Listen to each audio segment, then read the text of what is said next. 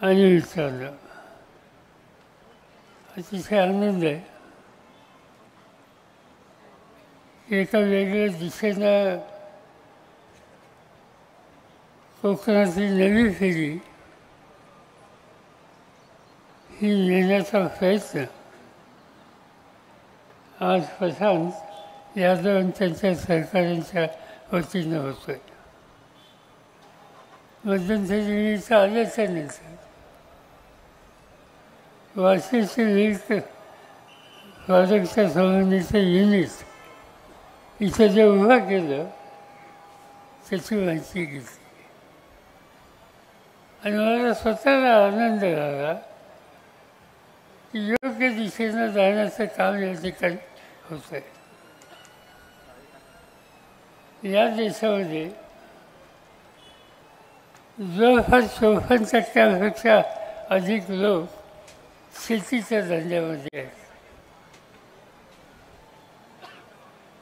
ते शेती फायद्याची कशी होईल आणि देशाची गरज कशी भागवता येईल यासाठी काही धोरणात्मक निर्णय हे घेतले गेले आणि त्याचा परिणाम आज देशाचं चित्र बदललं. मला आठवतं आहे माझ्याकडं एकेकाळी महाराष्ट्राचं शेती मंत्री म्हणून काही दिवस काम होतं. केंद्र सरकारमध्ये गेल्याच्या नंतर या क्षेत्राचं काम 10 वर्ष माझ्याकडे होतं आणि मला आठवतं आहे राष्ट्रपती भवनला मी शपथ घेतली आणि घरी आलो. पहिली फाईल माझ्या पुढं आली सचिवाच्या मार्फत आणि त्या फाईलमध्ये प्रस्ताव होता की देशामध्ये 2 महिने पुरेल एवढा गहू आणि तांदूळाचा साठा आहे आणि त्यासाठी हे धान्य आयात करण्याची आवश्यकता आहे.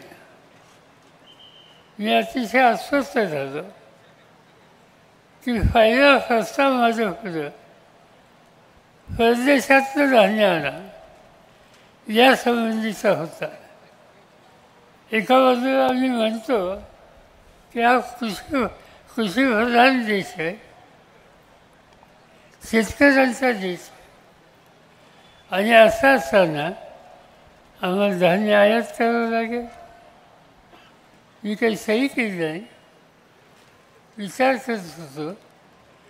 दुसऱ्या दिवशी डॉक्टर मनमोहन सिंग देशाचे प्रधानमंत्री होते, त्यांचा मला फोन आला कि फवाद साहब आपके पास एक फाइल भेजी है, अभी तक क्लियर हुई नहीं. आप देश के अनाज की स्थिति क्या है इसकी इंफॉर्मेशन कलेक्ट करो. मुझे विश्वास है की आप जल्दी डिसिजन लेंगे. आणि एकंदर माहिती घेतल्याच्यानंतर नाईलाजानं धान्य आयात करण्याच्या प्रस्तावाला मान्यता द्यायचं संकट हे माझ्यावर आलं. पण मी ठरवलं होतं ते चित्र बदलायचं. हे चित्र बदलायला जे जे करावं लागेल ते करूया. काय करण्याची आवश्यकता आहे? एक तर शेतकऱ्याला भांडवली गुंतवणूक करण्याची ताकद निर्माण करायची असेल तर त्याला अर्थपुरवठा करायला हवा आहे. अर्थपुरवठ्याचा विचार केला आणि एक गोष्ट लक्षात आली की या देशाच्या बहुसंख्य शेतकऱ्यांना एक रोग लागलेला आहे. त्या रोगाचं नाव थकबाकी. कर्ज घेतलेलं आहे, परत करू शकले नाही, ते थकलं. ते थकल्यामुळे नवीन कर्ज मिळत नाही आणि भांडवली गुंतवणूक करता येत नाही. आणि म्हणून आम्ही पहिला निकाल हा घेतला की या देशाचे उद्योजक यांच्या लाखो कोटी रुपयाची रक्कम हे सरकार अनेक वेळेला माफ करतं. त्याची भूमिका शेतकऱ्यांच्यासाठी का करायची नाही? आणि शेवटी आम्ही लोकांनी निकाल घेतला की संबंध देशामध्ये शेतकऱ्यांच्या डोक्यावर 71,000 कोटी एवढं रकमेचं कर्ज होतं. ते कर्ज माफ केलं. सगळे शेतकरी कर्ज घ्यायला पात्र झाले. त्यांना कर्ज मिळायला लागलं. त्यांनी कर्ज घेतलं आणि शेतीमध्ये भांडवली गुंतवणूक. आणि या सगळ्या गोष्टीचा फायदा झाला. दुसरा महत्त्वाचा प्रश्न, उत्तम दर्जाचं बी बियाणं, गहू असेल, तांदूळ असेल, डाळी असतील, याचं उत्पादन अधिक देईल अशी जात, अशी वाण, मग तो सरकारीच असेल किंवा कसा असेल याचा विचार करण्याची गरज आहे. आणि माझ्या लक्षात माझ्या वाचनामध्ये एक गोष्ट आली होती. त्यांचा काळ देशामध्ये उल्लेख केला गेला तर महात्मा ज्योतिबा फुल्यांच्याबद्दल. महात्मा ज्योतिबा फुल्यांच्या आयुष्यामध्ये एक गोष्ट झाली. त्यांच्या कालखंडामध्ये इंग्रजांचं राज्य होतं आणि इंग्रजांचं राज्य असताना इंग्रज राज्य करतात त्याचा उल्लेख पंचम जॉर्ज म्हणून केला जातो. त्यांनी भारताला भेट द्यायचं ठरवलं. पंचम जॉर्ज येणार म्हणून मुंबईला त्याच्या स्वागतासाठी समुद्रकिनारी एक कमान बांधली, ज्याला आपण आज गेटवे ऑफ इंडिया म्हणतो. गेटवे ऑफ इंडियाच्या ठिकाणी पंचम जॉर्जचं जहाज आलं. जहाज थांबलं. त्या ठिकाणी पोलीस अधिकारी होते आणि एका कोपऱ्यामध्ये एक पागोटं बांधलेला, अंगावर बंदी असलेला, धोतर नसलेला आणि हातात कागद असलेला एक ग्रस्त उभा होता. जसं त्यांचं पंचम जॉर्ज त्यांच्या उंचीचं उतरलं आणि पुढे आला इंडिया गेटला. पोलिसांनी बाकीच्या लोकांना बाजूला केलं. पंचम जॉर्जची नजर तर फेटा बांधलेल्या आणि हातात कागद घेऊन उभं राहिलेल्या त्या शेतकऱ्याच्याकडे गेले. त्यांनी सांगितलं पोलिसांना की त्यांना हलवू नका. त्याच्या हातात कागद आहे, त्याला काय म्हणायचं हे मी जाणू इच्छितो. ते कागदाचं निवेदन घेतलं आणि पंचम जॉर्जला त्याचं भाषांतर करून सांगितलं. ते निवेदन काय सांगत होतं? त्यावर्षी महाराष्ट्रामध्ये दुष्काळ पडला आणि दुष्काळामध्ये लोकांना काम द्यायचं म्हणून इंग्रज सरकारने खरीप फोडायचं काम काढलेलं होतं. त्या मागणीमध्ये पहिली मागणी ही होती की शेतकरी संकटात आहे, दुष्काळात आहे, त्याला खरीप फोडायची शिक्षा देऊ नका. त्याऐवजी या दुष्काळाला तोंड कसं देता येईल यासाठी काही कार्यक्रम घ्या आणि तो घ्यायचा असेल तर थेंब न थेंब पाणी हे साठवून ठेवा आणि शेतीला पाण्याची व्यवस्था करा. दुसरी मागणी त्या शेतकऱ्याच्याकडे होती की शेतीला उत्पादन वाढवायचं असेल तर उत्तम बियाणं पाहिजे. तेच बियाणं वापरून उत्पादकता कमी होते आणि यासाठी संकरित क्रॉसब्रीड असा बियाणाचा वाण हा परदेशातून मागून इतर शेतकऱ्यांना द्या की जेणेकरून त्यांचं दर देखील उत्पन्न हे वाढेल. आणि तिसरी मागणी होती. त्या तिसऱ्या मागणीमध्ये लिहिलं की नुसतं शेती एकच शेती करून चालणार नाही. त्याला जोडधंद्याची गरज आहे आणि जोडधंदा द्यायचा असेल तर पशुपालन याच्याशिवाय दुसरा पर्याय नाही.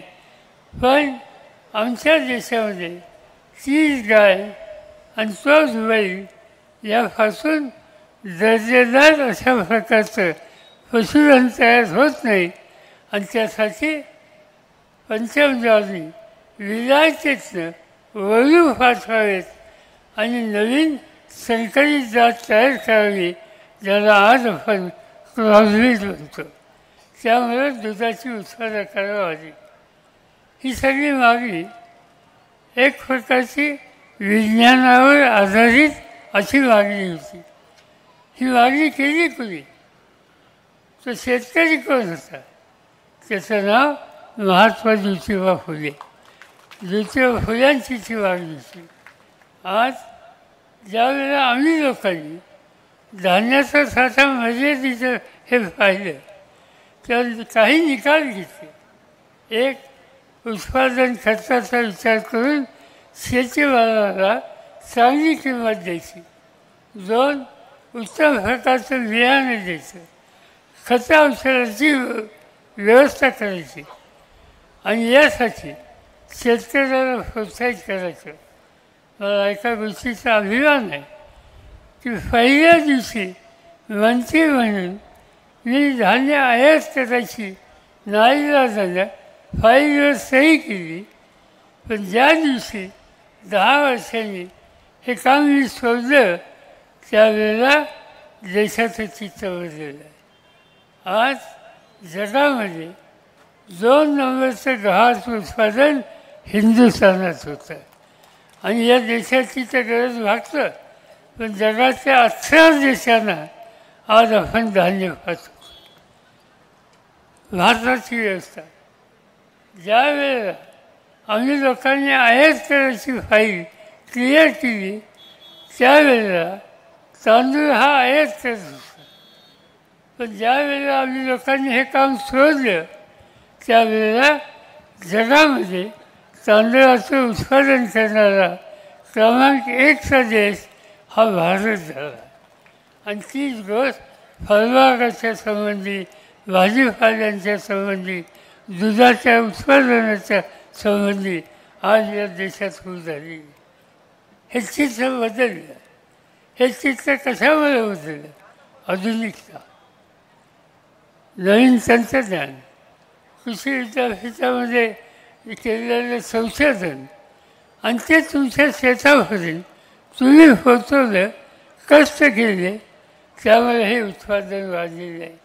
आणि त्याच्याबरोबरच उत्पादन खर्चाचा विचार करून शेतकऱ्याला त्याच्या मालाची किंमत ही ज्याची भूमिका घेतली त्यामुळं आज देशाच्या शेतीचं अर्थकारण हे पूर्णपणानं बदललेलं आहे. आणि ते 100% श्रेय 2 वर्गाला येतं.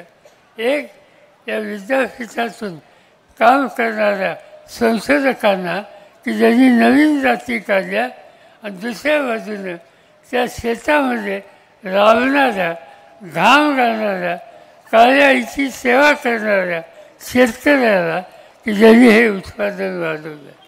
आणि त्यामुळे त्या रस्त्यांनी जायचे. आज या ठिकाणी दुधाच्या धंद्यामध्ये क्रांती करत आहेत.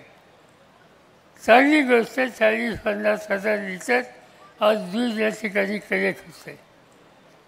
जनावरांचं प्रदर्शन आहे.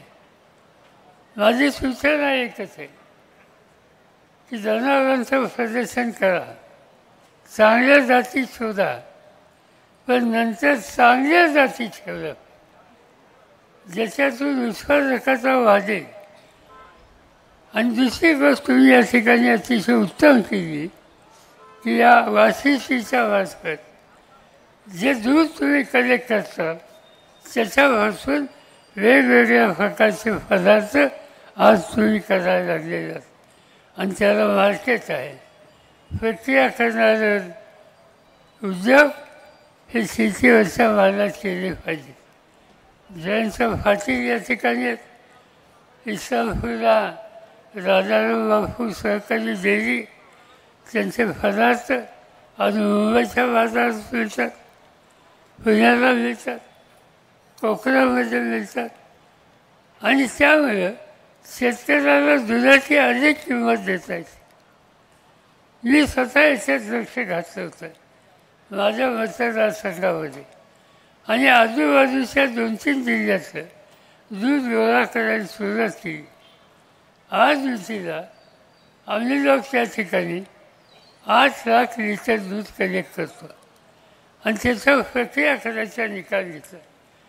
याच्या आधी हे दूध आम्ही पुण्याला पाठवत होतं, मुंबईला पाठवत होतं, वरळीला, पण आम्ही हे बंद केलं आणि त्या दुधावर प्रक्रिया सुरू केली. दुधाची पावडर केली. त्या पावडरपासून परत चॉकलेट आणि अनेक गोष्टी या तयार करायला लागल्या. एक इतकी वरली कंपनी, तिचं नाव फेररो रोशे, त्या कंपनीचं तंत्र, तिचं ज्ञान, तिच्या त्यांच्या काही फॅन हे आम्ही आणले आणि त्याच्यापासून आम्ही काही पदार्थ करायला सुरुवात केली. सुरुवातीला आम्ही दुधाचं पावडर केली, पण जेव्हा पावडर करून चालणार नाही, त्याच्यावरचं पावडर हे केले पाहिजेत आणि त्यासाठी इटलीची फेररो रोशे नावाची कंपनी आज आम्ही त्या ठिकाणी आणली आणि त्या दुधावर प्रक्रिया करतो आणि त्यातून तयार होणारे चॉकलेट हे दुबईला जातात, हे सिंगापूरला जातात, हे आजूबाजूच्या देशात जातात.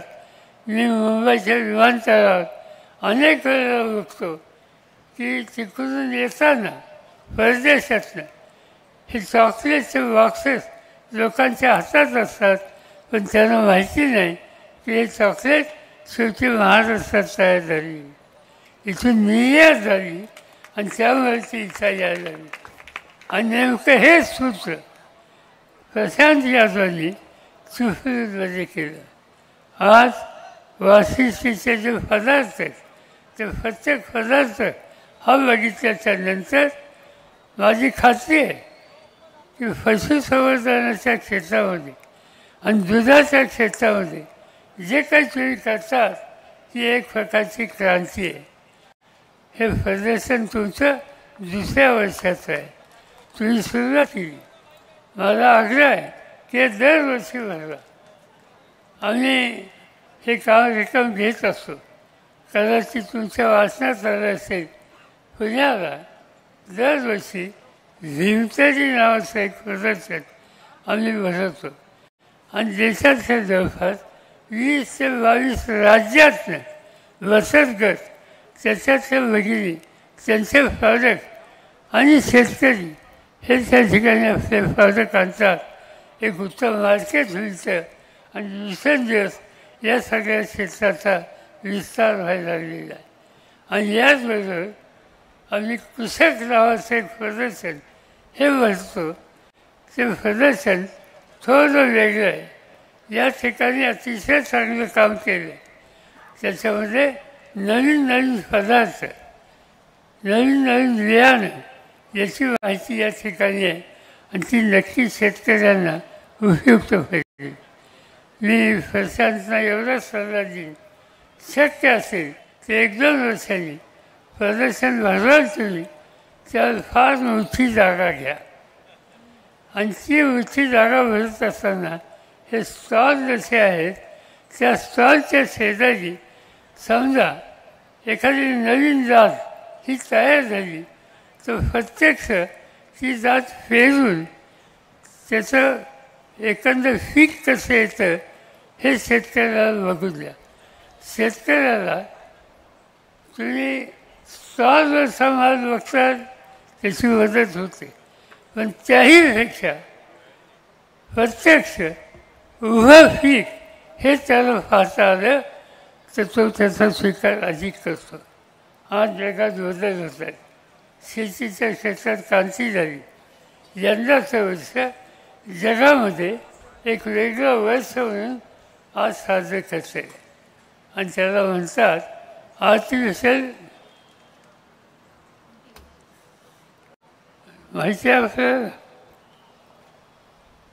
मराठीमध्ये सांगायचं झालं तर बौद्धिक संपदा,